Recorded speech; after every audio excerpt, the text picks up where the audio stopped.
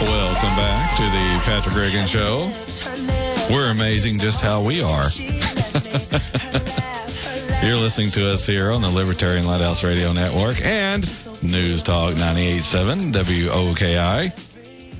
Had a little Pioneer Heating and Air spot there. Just reminded me of, well, I could have used them this last winter. They had advertising their generators for your house, and lost my power for 3 days.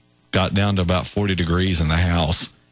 Really, really not cool. I guess it was cool. It was just very cold. Hated that. Anyway, they're one of the sponsors of the show. You can give them a call if you're looking for something like that. Probably should get that lined up before it gets winter again, just in case. When we left off this last segment, I was talking about this Facebook posting we put up this last week, and because of it, I had a lot of emails coming in asking me how people could go to work knowing their jobs are violating the rights of their fellow citizens.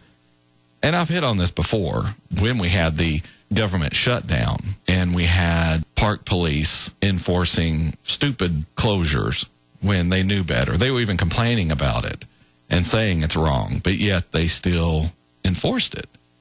People have asked me back then, and with this posting, why would someone do this? Why would someone basically sell out their fellow citizens?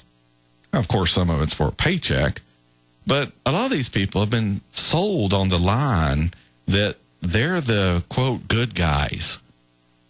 And on a bigger scale, this is how the United States justifies breaking international law. We're the good guys. What we're doing is more important than obeying laws. Laws that, interestingly enough, we hold other nations to. See, we're the good guys, though. We can't break laws. If a law says we can't do something, oh, then it must be an illegitimate law. Remember, we're the good guys. We're always doing what's right. So if we're violating a law, it's the law that's wrong, not us. We have, right now, American soldiers committing murders around the world via these drone attacks. These people who come up and testify in Congress about them, they're not pulling the trigger on all this. They're the ones approving and ordering it, but they aren't pulling the trigger, pressing the button to release the missiles. That's the job of one of these soldiers. These drone pilots sitting in a room somewhere watching these people being killed on their monitors, seeing people being blown to bits along with all the collateral carnage occurring to those unlucky enough to be in the area. So how can they sit there and watch all of this? Sit there and watch people being murdered by the results of what they do? That's because they're told these people are your enemy. These people need to be killed. They deserve to be killed. You're the good guy. What you're doing is right. They're sold all this propaganda so they'll unquestioningly carry out these murders. They're good soldiers. They do what they're ordered to do. They don't think. They don't rationalize. They just kill.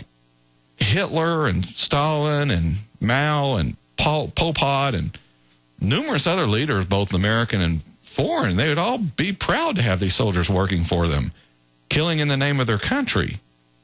So what if we murder this person without a trial? So what if we accidentally murder other people in the area? These soldiers know their crimes. The spy cameras sitting up on these surveillance platforms, these spy cameras record all of this stuff very clearly. But see, you're doing the right thing. You're fighting for your country. You're killing them before they can come over here and kill someone you love. All the usual arguments, the justifications for the murder of innocent people. I can hear some of them say, no, Patrick, how can you call them innocent? You don't know that.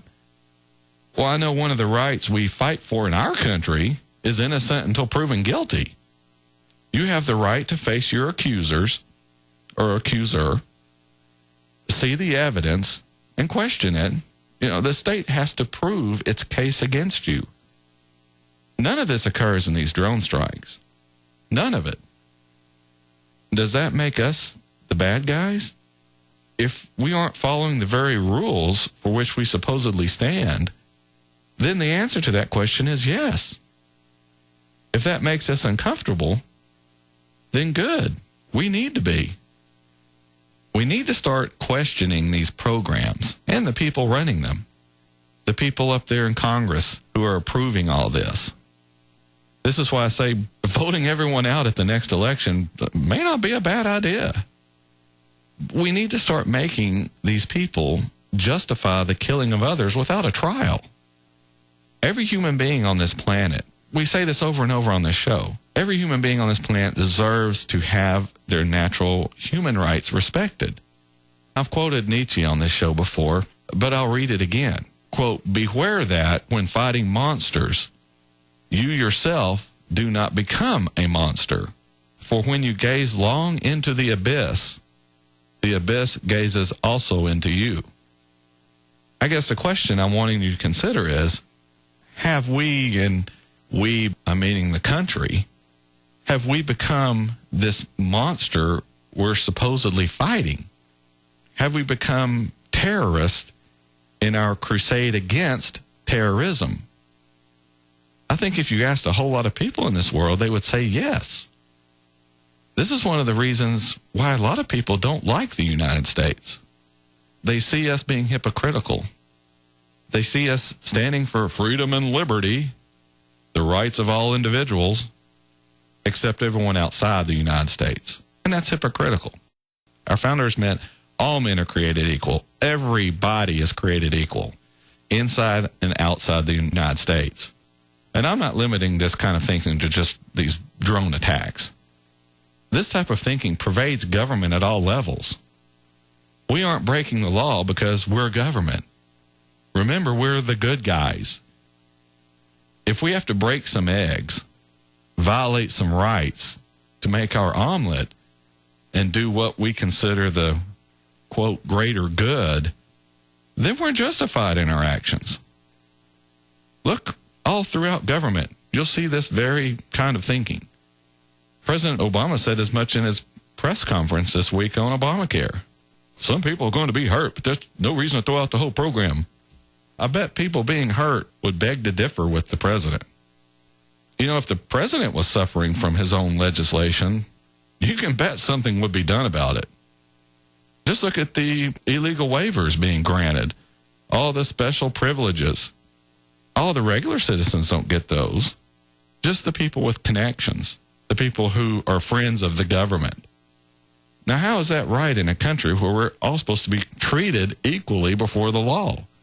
Our intentions are good. So, well, if something bad happens to you, just suck it up.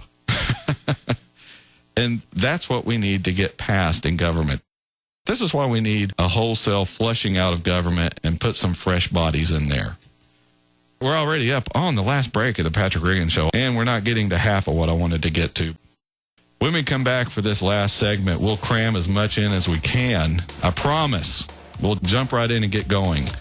Here on the Patrick Reagan Show and the Libertarian Lighthouse Radio Network.